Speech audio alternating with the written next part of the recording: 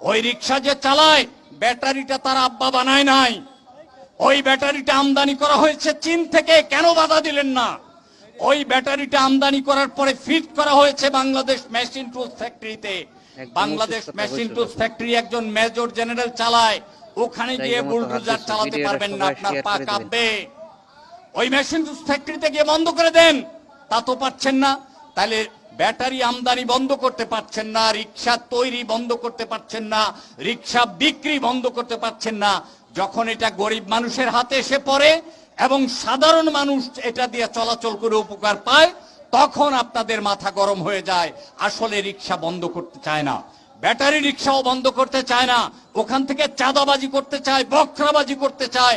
সেই চাঁদা যাতে 500 থেকে 1000-এ তোলা যায় তার আয়োজন করতে চায়। সেই জন্য ব্যাটারি রিক্সা বন্ধের ধোঁয়া তোলে। এই সমস্ত ধোঁয়া তোলার মধ্য দিয়ে ওই সব শাসক দলের ছাত্রলীগের লোকেরা, যুবলীগের লোকেরা যাতে চাঁদাবাজি করে এবং তার অর্ধেক পুলিশকে দিয়ে অর্ধেক নিজেরা খায়, তার জন্য এই আয়োজন। সেই আয়োজনকে ভাঙতে হলে রিক্সাওয়ালাদের একত্রিত হতে হবে। আজকে 3 লক্ষ রিক্সা ঢাকা শহরের ব্যাটারি চালিত রিক্সা, অযান্ত্রিক যানবাহন হিসাবে 3 লক্ষাধিক ঢাকা দক্ষিণ সিটি কর্পোরেশনে আছে। সেগুলি কোথায়? সেগুলি চলছে, সেগুলি টোকেন দিয়ে চলে। কেন টোকেন দিয়ে চলবে? কেন তাদের লাইসেন্স দেওয়া হবে না? এই সব প্রশ্ন যাতে তুলতে না পারা যায়। এই সব প্রশ্ন তুলতে হলে সংগঠন লাগবে। সংগঠন করতে হলে যখন রাজু আহমেদ যাবে, তখন আপনাদের লোকেরা বলবে যে ওই রাজু আহমেদের কি ক্ষমতা আছে, ও তো পাওয়ার নাই। পাওয়ারের লোক ছাড়া কি রিক্সা চালু রাখতে পারবে? আমরা পাওয়ারের লোক দরকার, মোটা তাজা নেতা দরকার, পাওয়ার পার্টির নেতা দরকার, এমপি সাহেবের লোক দরকার, মেয়র সাহেবের লোক দরকার, কাউন্সিলর সাহেবের লোক দরকার। এই সব কথা বলার মধ্য দিয়ে বিভ্রান্ত করবে আপনাদের। আপনারাও তখন মনে করবেন যে ঠিকই তো কথা, মোটা তাজা নেতা ছাড়া কোনো দাবি আদায় হবে না। আসলে এইটা একটা ভুল বিভ্রান্ত ধারণা দিয়ে আপনাকে ডিসইউনাইটেড করে রাখার চেষ্টা করবে, আপনাদেরকে বিচ্ছিন্ন রাখার চেষ্টা করবে। ওই লাইসেন্স যারা দিচ্ছে না, তারা কারচুপির মাধ্যমে টাকা উপার্জন করতে চায়। এই রিক্সার থেকে প্রতিদিন কেবলমাত্র এই শহরে 2 কোটি টাকা উপার্জিত হয়।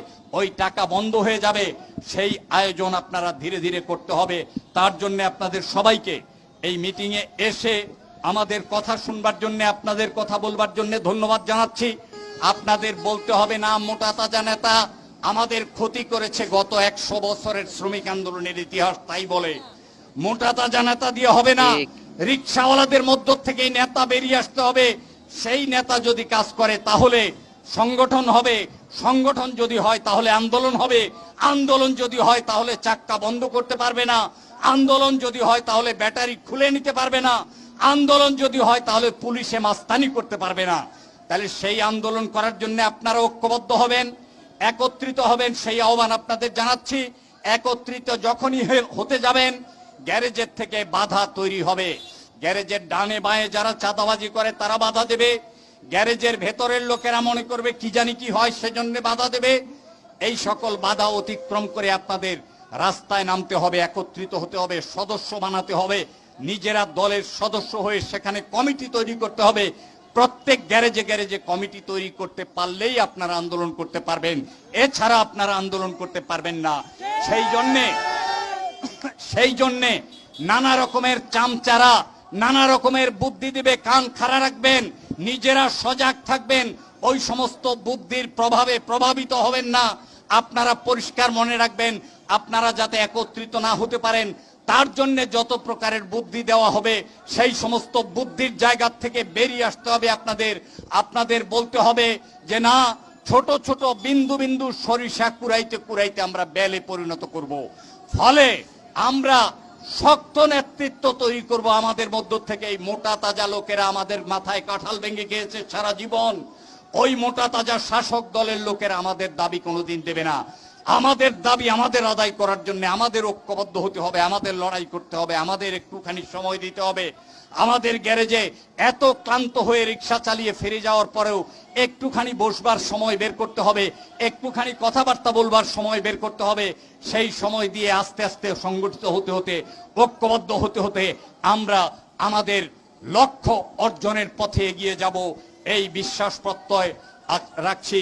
এবং ইঞ্চি ইঞ্চি করে 1 থেকে 2, 2 থেকে 4, 4 থেকে 8 এভাবে মানুষ জোগাড় করার মধ্য দিয়ে, সদস্য করার মধ্য দিয়ে, সংগঠন করার মধ্য দিয়ে আপনারা ঐক্যবদ্ধ হতে পারবেন। এবং ঐক্যবদ্ধ হতে পারলেই কেবলমাত্র এই রিকশাকে ঢাকা শহরের আদর্শ যানবাহন হিসেবে গড়ে তুলতে পারবেন। প্রত্যেক রিকশার জন্য লাইসেন্সের ব্যবস্থা করতে পারবেন। প্রেস ক্লাবে হাজারো মানুষের মিটিং হয়, হাজারো বার মিটিং হয়, কিন্তু প্রেস ক্লাবে রিকশাওয়ালাদের মিটিং এই যে হলো, যারা রুটি রুজি না হলে একবেলা চলে না, তাদের মিটিং আর মধ্যবিত্তের মিটিং আলাদা। প্রেস ক্লাবে চাকরিজীবী ব্যবসায়ীদের মিটিং, রাজনৈতিক দলের মিটিং, আর রিকশা শ্রমিকদের মিটিং আলাদা। আজকে যারা প্রেস ক্লাবে মিটিং এ আসছেন, হয়তো একবেলার ইনকাম তাদের বন্ধ হয়ে গেছে। ইনকাম বন্ধ হয়ে গেলে তাদের খাওয়ার কষ্ট হয়, থাকার কষ্ট হয়। সেই মানুষ যে আসছেন আজকে প্রেস ক্লাবে, তার জন্য আপনাদের প্রত্যেককে বাংলাদেশ শ্রমিক কর্মচারী ফেডারেশনের পক্ষ থেকে রক্তিম শুভেচ্ছা এবং আন্তরিক অভিনন্দন জানিয়ে আমি আমার বক্তব্য শেষ করছি। ইংল্যান্ডের শহরে ব্যাটারি রিকশা চলে, আমেরিকার শহরে ব্যাটারি রিকশা চলে। আমি সম্প্রতি দেখেছি নেদারল্যান্ডসের যে শহর, সেই শহরে কেবলমাত্র সাইকেল এবং রিকশার উপরে তারা নির্ভর করতে চাচ্ছে এবং তারা এক ধরনের ওরিয়েন্টেশন, এক ধরনের পরামর্শ নাগরিকদের দিচ্ছে যে শুধু সাইকেলে চলেন এবং রিকশায় চলেন, কোন রকমের যান্ত্রিক যানবাহনে চলতে পারা যাবে না। কেন? কারণ যান্ত্রিক যানবাহনের মধ্য থেকে কালো ধোঁয়া নির্গত হয়। আজকের খবর যদি আপনাদের কাছে বলি তাহলে কি বলবো? বলবো হাইতিতে ব্যাপক ভূমিকম্প হয়ে বহু মানুষ মারা গেছে। আর কি বলবো? সেই হাইতিতেই ভূমিকম্পের পরে আবার ঘূর্ণিঝড়, এবং ঘূর্ণিঝড়ের মধ্য দিয়ে ব্যাপক মানুষ মারা গেছে। অস্ট্রেলিয়াতে দাবানলে মানুষ মরতেছে, গ্রিসে দাবানলে মানুষ মরতেছে, আমেরিকার পেনসিলভেনিয়াতে দাবানলে মানুষ মরতেছে। সারা পৃথিবীতে যে মানবিক বিপর্যয় ঘটতেছে তার কারণ কি? এর কারণ হচ্ছে পরিবেশ বান্ধব যানবাহন চলছে না।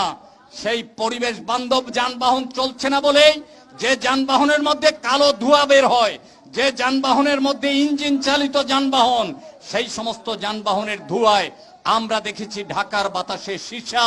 ঢাকার বাতাসে সীসা বলে মানুষ বাঁচতে পারতেছে না, তাদের লাংকের ক্ষতি হচ্ছে। ফলে ঢাকা শহরে অন্য যানবাহন বন্ধ করে দিয়ে রিকশা চালু করে দেওয়ার জন্য আজকে উদ্যোগ আয়োজনের প্রয়োজন দাঁড়িয়েছে। আজকে যদি আমরা পরিবেশ রক্ষা করতে চাই, রিকশা চলতে দিতে হবে, অন্য যানবাহন বন্ধ করতে হবে। আজকে তাই পরিবেশের স্বার্থে, পৃথিবীকে ঠিক রাখার স্বার্থে, পৃথিবীকে ভালো রাখার স্বার্থে রিকশা চালু রাখার ছাড়া কোনো বিকল্প নাই। রিকশা চালু রাখতে হবে এবং আমার শেষ গন্তব্য এবং শুরুর গন্তব্যে রিকশা চালু থাকতে হবে, ব্যাটারি সিস্টেমের রিকশা চালু থাকতে হবে।